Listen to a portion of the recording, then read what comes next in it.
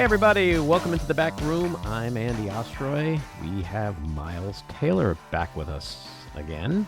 We shall get to Miles in just a second, but first, thank you for tuning in today. We appreciate you listening, and we'd love to hear your comments. So email us at backroomandy@gmail.com and or post on our social media, and we'll read some feedback next time. And if you like the podcast, please rate and review and follow or subscribe, and you'll be notified every time we post a new episode. So, Miles Taylor. He's a national security expert who works in Washington, D.C. He previously served as chief of staff at the U.S. Department of Homeland Security, where he published an anonymous essay in the New York Times, blowing the whistle on presidential misconduct. He's worked as an advisor in the George W. Bush administration, on Capitol Hill, as a CNN contributor, and is the co-founder of a D.C.-based charter school and multiple democracy reform groups. A longtime conservative national security commentator, he is now a political independent. He is the author of the New York Times best-selling books A Warning and last year's Blowback, with the newly revised paperback version out this week. Miles, welcome back into the back room. Andy, it's cold back here. We were just talking before. There's an earthquake that occurred moments ago in New York. I'm doing this upstate right now, so I wasn't in the city, but people did text me and say that it was kind of crazy. In fact, it looked like it emanated from Trump Tower. That seemed to be what happened. Is as soon as that $175 million chest of gold coins was dropped from the tower, the building started shaking. The city. It shook the building first, and then the ripple effect. You could see the ripple go down Fifth Avenue, and it landed in Battery Park. But yes, very good observation. And there's probably likely more Trump-related earthquakes to come, which we shall talk about. That is right. We won't extend the metaphor too far, Andy, but when it's a 4.7 or 4.8 earthquake, it's the type of thing that sort of wish it shook the whole country. We all kind of need to be shaken a little, like, come on, wake the hell up, people. What are you doing? So maybe every morning we could figure out a way to shake the country gently. But that's why we have guys like you to write books like you wrote, and we're going to talk about that. So congratulations on the release of the paperback this week. The old book title, Blowback, A Warning to Save Democracy from the Next Trump. The new title, Blowback, A Warning to Save Democracy from Trump's Revenge. And one of your promotions that I've read somewhere says this new version includes shocking, never-before-told details about Donald Trump's plans, if reelected, to use spying powers for revenge, to weaponize the justice system, to deploy the military on U.S. city streets, to gut the government, to inflame new culture wars, and to bring American democracy to its knees. Wow. That's some scary shit right there. I think it might be stocked in the wrong section because that sounds like it's in the children's section, but I feel like that should be in thrillers. No, joking aside, Andy, I mean, one of the reasons for re-releasing the book in 2024 and putting new material in there is since last summer when we spoke about the book. Of course, a lot has changed, and I wrote it not knowing if Trump for sure would win the nomination, although I strongly suspected. And so, we wrote throughout the book the next Trump and warning about whether it was a Trump 2.0 or a savvier successor, the dangers we could expect. But of course, with him becoming the nominee, I felt like it was pretty important to hone in specifically on what we could expect in a Donald Trump second term, not just a MAGA second term. And so that's what I've done here. And, I hope people heed the warning. I'm not trying to toot my horn, but I think it's the only full-length portrayal that's out there that explains end-to-end what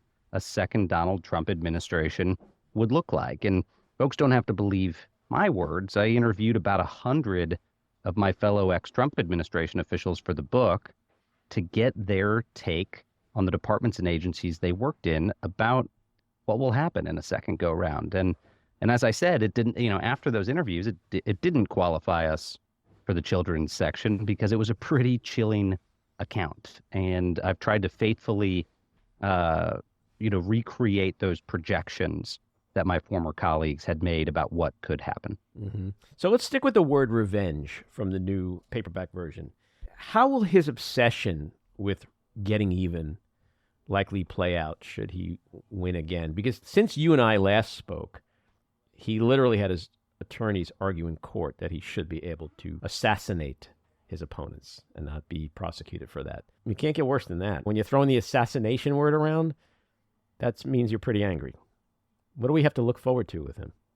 Yeah, what should we look forward to? It's gonna be a brilliant journey of self-awakening. Um, it's pretty chilling how openly he has embraced some of these projections. It's funny. I mean, one of the things we sent out, Andy, in the promotion for the paperback were all of the reviews of Trump and his cohort about my book and about me, them talking about how it's toilet paper and it's shit and it's all lies and on down the list. What's remarkable is almost every contention that I make in that book, in some way, shape, or form since then, Trump has either validated or amplified with his own words and, in his own language. But I think we've seen now, not just from him, but also from his acolytes, how they would intend in a second term to use all those different levers of government to exact revenge. And, I'm not the only one to warn this. Chris Christie, when he was running against Trump in the primaries, said, listen, do we really want to live through 4 years of a guy using the government to get revenge against his opponents? And to Christie, the writing was on the wall. I mean, Trump has talked about using the Justice Department to launch investigations into his adversaries. He's personally said that I should be investigated, and he's exhorted the Department of Justice to investigate me. Why? Because I wrote a book that was mean to him, which I think most people know is probably not criminal. But these are the types of things that he'll undertake in a second term, is using that Justice Department as a bludgeon against his adversaries. But it goes far beyond that, Andy. I mean, you mentioned in the intro there concern about the spy powers of government. This is something that senior intelligence officials from the departments and agencies that protect our country, that oversee, foreign spies and sensitive collection assets. This is what they warned about. A lot of these folks had concerns that if returned to the White House, Donald Trump would find ways to use those extraordinary spy powers of the executive branch against his enemies. I mean, this is the type of stuff that is a B or C plot Hollywood movie. And yet the concern I heard from those individuals was that the folks who said no in a first term to misuse of those powers would be gone. And I can hear a MAGA voice in my ear saying, oh, come on, he's not going to use the CIA and NSA to spy on his rivals. Well, I'll tell you, when I was there, Donald Trump wanted to use those powers to spy on his staff. He made the request of John Kelly, my former boss, who was Trump's chief of staff, that they tap the phones of White House staff because he was so concerned about leaks and he didn't want people talking about the chaos of his administration that he wanted to tap their phones. Of course, John Kelly said that that would be illegal, basically pretend the president never said it, didn't follow the order, and it didn't happen. But John Kelly won't be there to stop Donald Trump from tapping the phones, not just of his staff, but his rivals. And you can go on down the list. I think for me, Andy, the one that's personally most concerning is I was running the Department of Homeland Security during that administration, at least, part of the leadership team in the first 2 years, and then left. And I saw time and again the president's desire to withhold federal aid in emergencies from people who didn't like him. He wanted to do it in California during wildfires.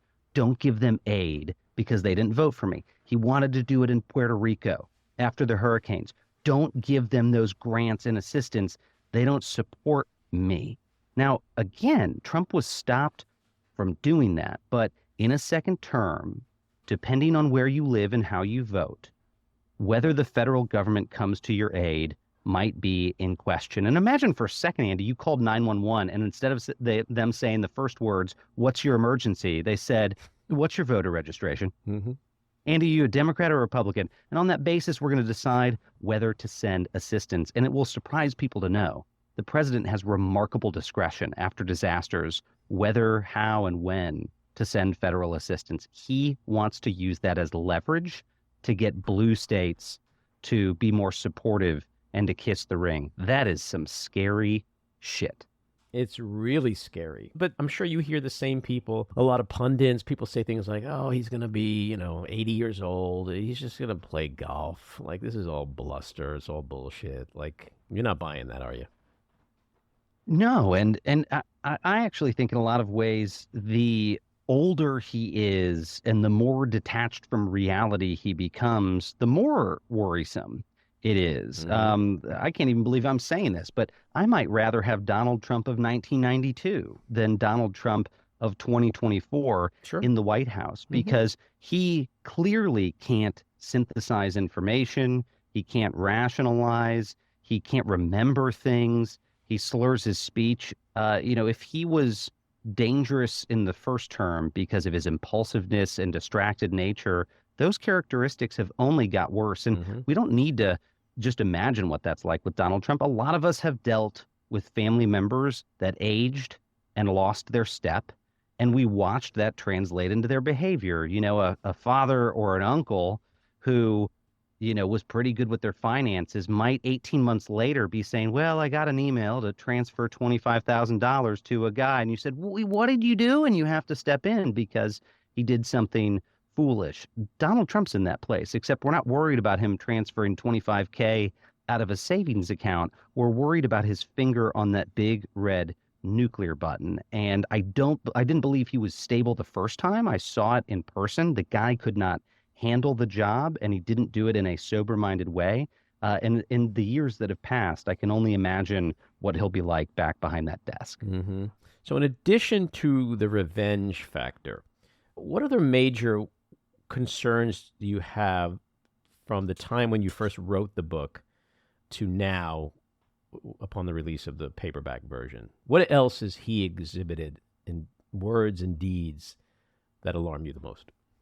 Well, I think that Donald Trump has shown on issues I care about, especially national security issues, that he's ready to really completely upend the world as we know it. That sounds really dramatic, Hmm. but he has signaled how he wants to realign the United States closer to a lot of adversarial countries, giving them what they want, and away from a lot of our democratic allies. He's had a lot of pretty nasty things to say about our allies in Europe, about the NATO alliance.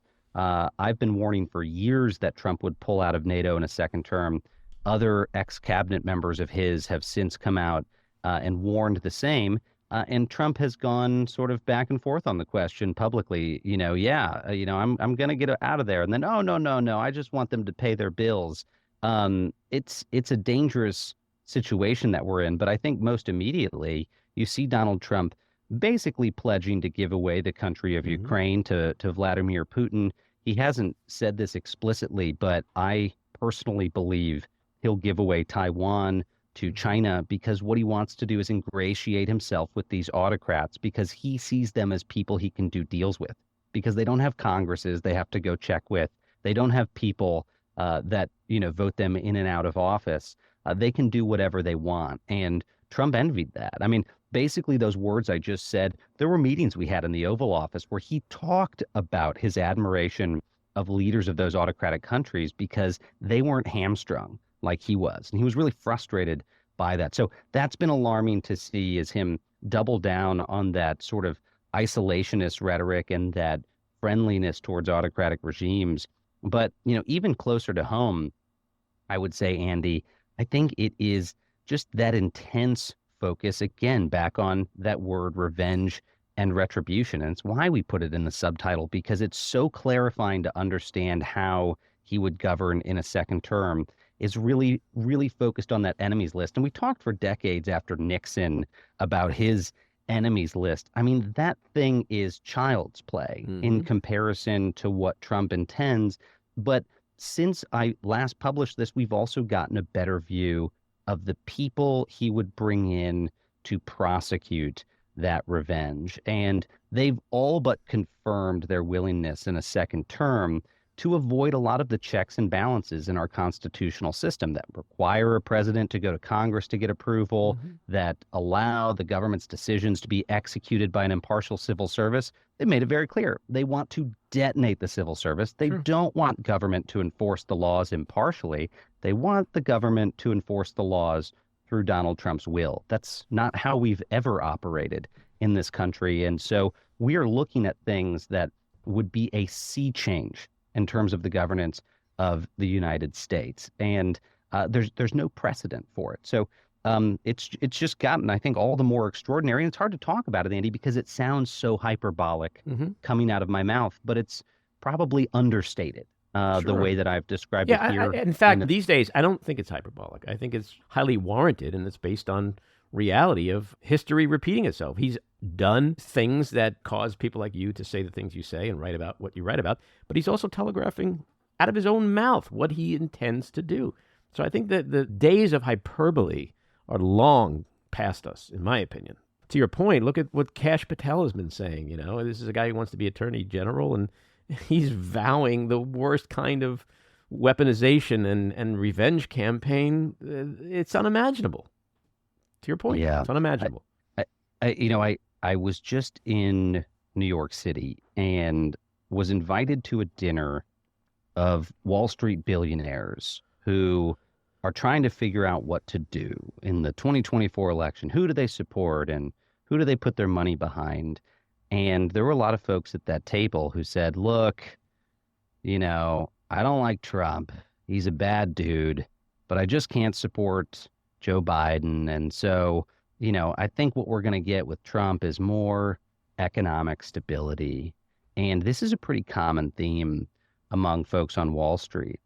And I looked at these folks and I said, if you think for a minute that the system in which you've built profitable businesses will remain stable in a second Trump administration, you haven't been paying attention. Because if the man pulls out of NATO, engages autocratic countries, cancels trade agreements we have with folks around the world, breaks alliances, it's not going to be the stable, rules-based system of international commerce that we've all become accustomed to. It will be a very, very different world and a very unstable world. And I think the markets would go crazy.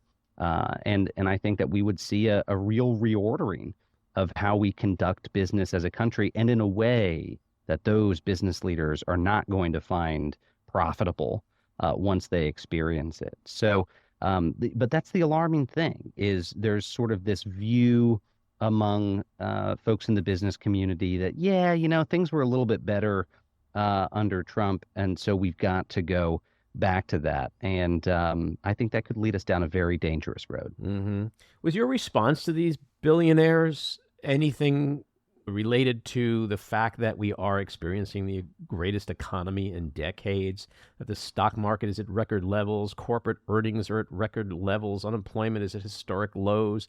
Like, the economy can't get much better than it is, and corporate America cannot be reaping the benefits of that economy much more than it already is. Are they really oblivious to that?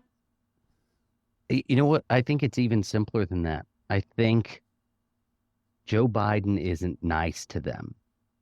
And he has stern regulators, and they don't like that. And look, I'm still a conservative. I'm not actually a huge Biden administration fan. Now, I think Joe Biden's a wonderful man. I think he's a very good man.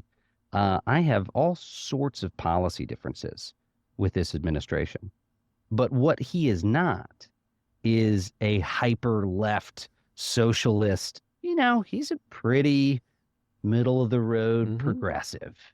And again, while I have a lot of disagreements there, I'll take that for years and years and years over someone who intentionally wants to weaponize the guardrails of democracy against the republic. Like, these are just, we're comparing apples and refrigerators here if we're talking about Joe Biden versus Donald Trump and the ways that they would govern. And that is the message that I conveyed. But I'll tell you what I find most effective, Andy, honestly. It's not from, shits like me that go and talk to these folks. when they hear it from the mouths of the generals that worked around Donald Trump, that's when it affects them. Hmm. I haven't served in combat. I haven't overseen forces. I haven't lost a child in a war. But the people who have and who served around Donald Trump, when they speak to business leaders or everyday Americans, I see it have a vastly different impact. They say this man will put the country, you, and our livelihoods in danger. And if you hear that from someone like a John Kelly or a Mhm. Jim Mattis, it affects you right in that moment. And so I'm hopeful that my former bosses and colleagues that fit that bill will be out there more this year conveying that message to the people who need to hear it. Well, and that's a great point. And there's been a lot of chatter lately that Joe Biden isn't reaching out to certain people, isn't bringing them into the campaign. We're 6, 7 months away from D-Day, which is a lot of time. People can also say that voters don't really pay attention till Labor Day. I mean, you're right. If there was a campaign that included pit stops along the Rust Belt and the Heartland and all that with Jim Mattis and Kelly and others, with Joe Biden, commercials, ads, it would be incredibly effective. Do you think he will reach out to try to make that happen? And do you think those guys who are also in similar camps like you, who are democracy-loving conservatives, I mean, it took a lot for Liz Cheney to campaign and endorse Alyssa Slotkin, but will they take that leap and campaign for and with him and endorse him and do ads with him and reach the people that you say are so critical to be reached? Well, I sure hope so. I mean, look, I spend most of my time, I have a day job. I spend most of my time working on technology policy and national security and not politics. But lately, I've been devoting more of my time behind the scenes to try to get something like that to happen. That was actually one of the reasons I was in New York, is talking to folks who might be able to provide that infrastructure to go get those voices out there and across the country Hmm. throughout this election cycle so Americans can hear firsthand from the people who immediately served under Donald Trump about what that second term would look like, so that whatever decision we make in November, we make thoughtfully and in a very clear-eyed manner. I hope that happens. I got some encouraging signals this week that there's going to be a platform to be able to bring those folks together. But we'll see. I think it's still, despite all the folks that came forward, it's still astounding that there are so many that are remaining silent. And this would be not so confounding if it was a toss-up about who Donald Trump was. I don't know. Maybe he's an angel. Maybe he's a demon. It's not a toss-up. All of these people in the party behind the scenes still have the same damn conversation with me, Andy, about how they can't stand him, but if we just keep our mouths shut, he'll move on and fade away. This guy's not going to go. He's not going to fade away. He will rage into the night until that last breath. But it will far exceed him because he's created a movement that is much bigger than Trump himself and will continue to warp our politics for years to come. And so it's not like just voting Donald Trump away from the White House one more time is going to be the end of it. And we learned that lesson January of 2021, where folks wrongly thought his departure meant the end of the nightmare. And that failure in those few years since to firmly break the MAGA movement has allowed it to roar back to life with him as the very damaged nominee. So we can't make that mistake again. And I hope the next few months will be a chance to prove it. And I hope that the Biden campaign does widely engage those disaffected Republican voices and elevate them. Mm-hmm. And to your point, there are a lot of people like you who have broken ranks over the years and in various degrees spoken out about Trump, about Trumpism, and campaigned for him and voted for him. But yet there's also like a virtual silence among so many of the people who matter today, who should and could be speaking out, who are not just being silent, but are lining up to endorse him yet again. What do you think is behind that colossal cowardice and fealty to this guy, despite everything we know, despite everything people like you have been warning about for years now?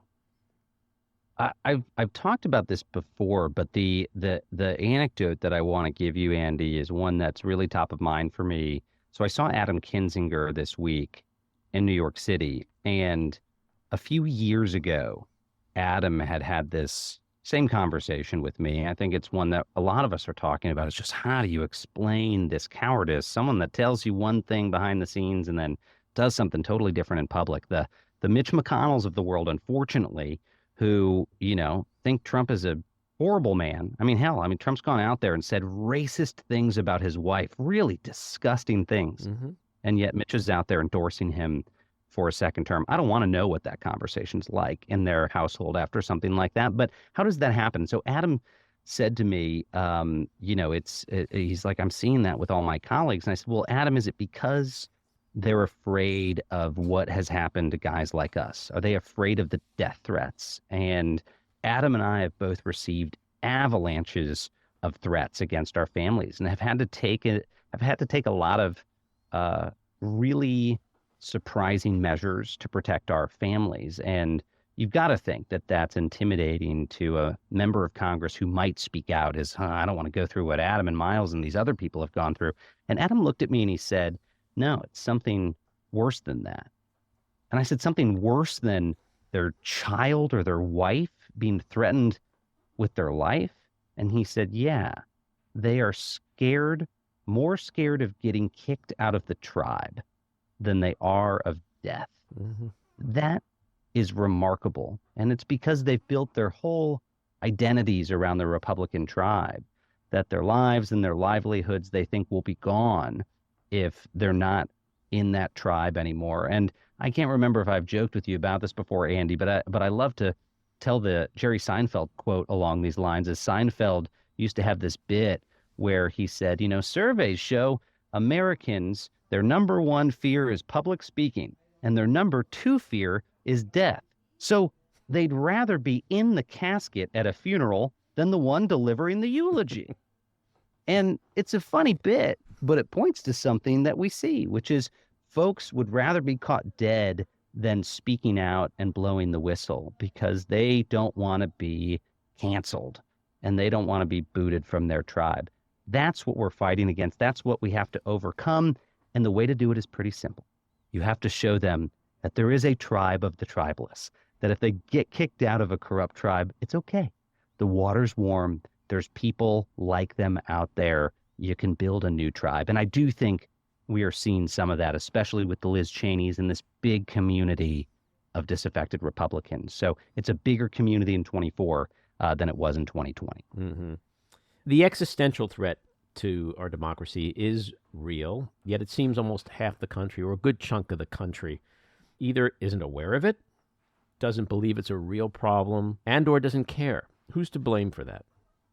We are the people themselves. We can't, in a democratic republic, point the finger at someone else. When we say things like Washington is broken, that's an evasion of responsibility, Mm-hmm. in my view, Mm-hmm.